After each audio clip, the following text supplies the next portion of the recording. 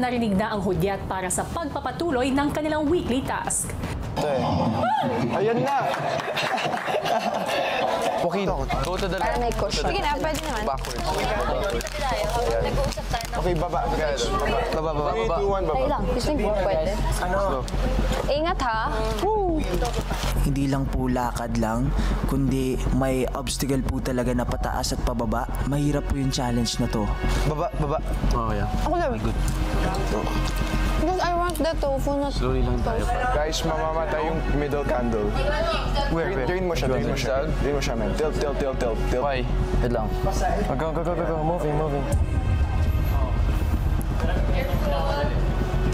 Okay guys, every now and then, drain natin yung candles. Okay. Wait. Tilt inwards. Tilt. Mas nahirapan po ako dun sa may mga gulong, kuya, kasi 1 foot and then back, ganon kami ng ganon. So we keep swaying. Wait lang, masyado mabilis. Pa-zigzag kami, so feeling ko lang mas umuuga yung candelabra. Wait lang. Boom, tapos. Move to the corner pa. I'm still here. Naging matagumpay ang unang ikot nila sa obstacle course, pero si Joaquin muling napansin ang tunaw na kandila. Bro, ang daming tubig. Tumutulog na to. Drain? Yeah. Drain muna natin. Which way? Dito. Moving. Sabi niya eh.